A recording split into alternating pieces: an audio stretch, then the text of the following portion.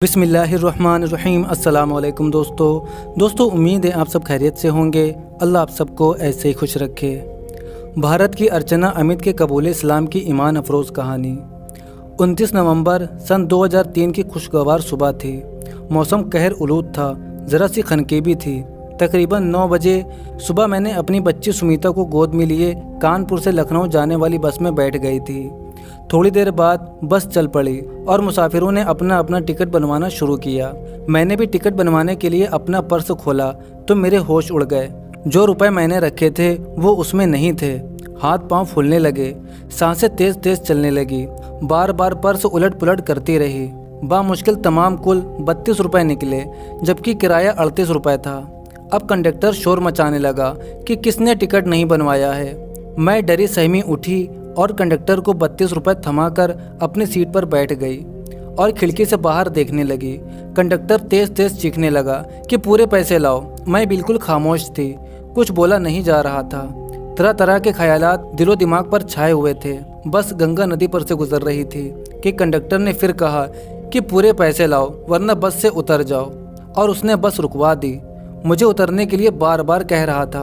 पूरी बस में सन्नाटा छाया हुआ था। सारे पैसेंजर मुड़ मुड़ कर मेरी तरफ देख रहे थे और मैं मारे शर्म के सर्दी में भी पसीने पसीने हो रही थी।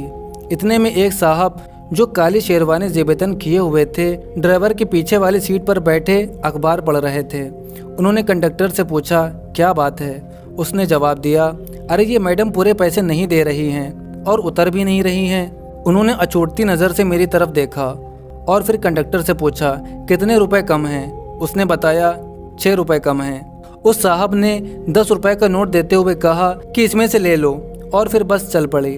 बस तेज़ रफ्तार से दरख्तों, मकानों और दुकानों के पीछे छोड़ते हुए भागी जा रही थी और मैं कदरे इत्मीनान से मुख्तलिफ एहसासात व ख्यालात में खोई हुई थी।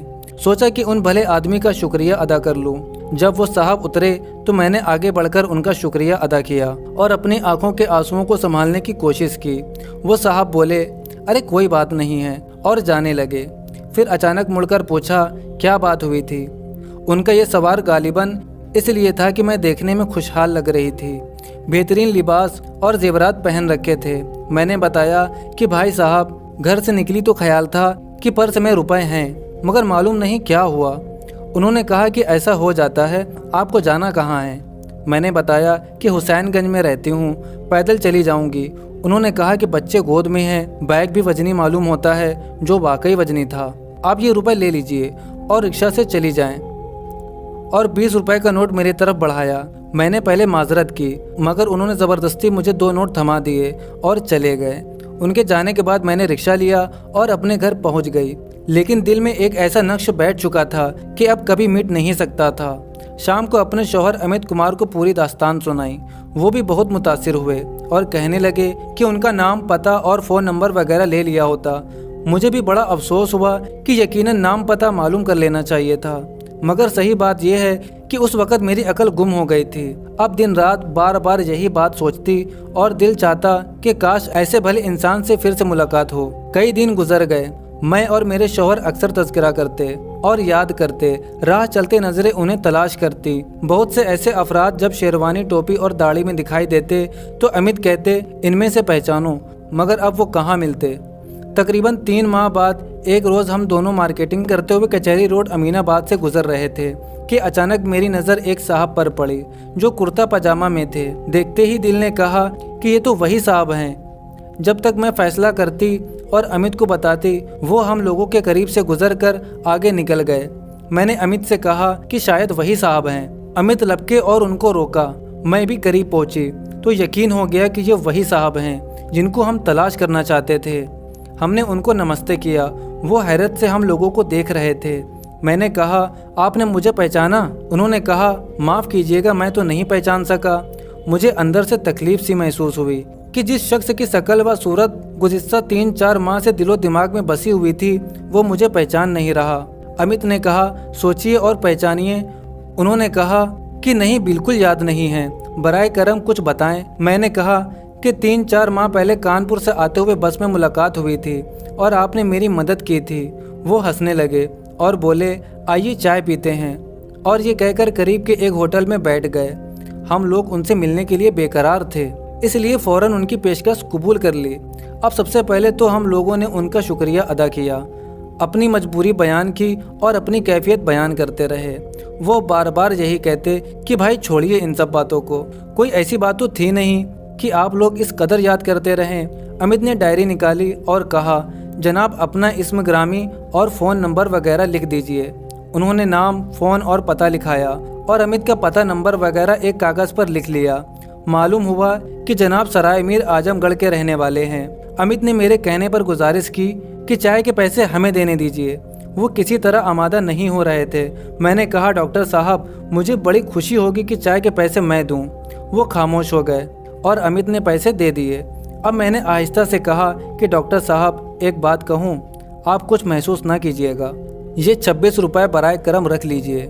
वो कदरे बुलंद आवाज़ में बोले, भाई जी क्या बात कर रहे हैं, अगर ये पहली और आखिरी मुलाकात है तो कोई बात नहीं, वरना ऐसी बातें ना कीजिए। मगर अमित ने ज़बरदस्ती 26 रुपये उनकी जेब में उनके मना करने के बावजूद रख दिए। अब मैंने कहा, डॉक्टर साहब कभी मेरे घर तशरीफ़ लाएं।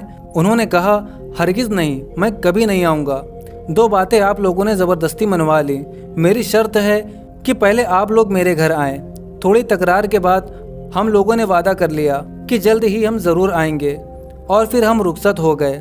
अगले ही इतवार को अमित ने कहा, चलो डॉक्टर साहब के घर चलें। फ़ोन किया, उन्होंने कहा तशरीफ़ लाएं, मैं इंतज़ार कर रहा हूँ। हस्बे वादा शाम को हम चले गए। यकीन कीजिए ज़िंदगी में पहली बार ऐसा महसूस हो रहा था कि मेरा कोई भाई है और मैं अपने भाई के घर जा रही हूँ। मेरा कोई हकीकी भाई या बहन नहीं है। माँ बाप का भी काफ़ी पहले इंतकाल हो चुका था। अब जो अजीज़ भी हैं वो ससुराली रिश्तेदार हैं। हम पहुँचे तो डॉक्टर साहब अपने ऑफिस के बाहर इंतज़ार कर रहे थे। बड़ी मोहब्बत से मिले और फ़ौरन घर में ले गए, बैठाया और किचन में अपनी अहलिया आज़मी से मुलाकात कराई, जो मेरी ही उम्र की हैं या साल 2 साल छोटी होंगी। उनसे मिलकर मुझे बड़ी खुशी हुई।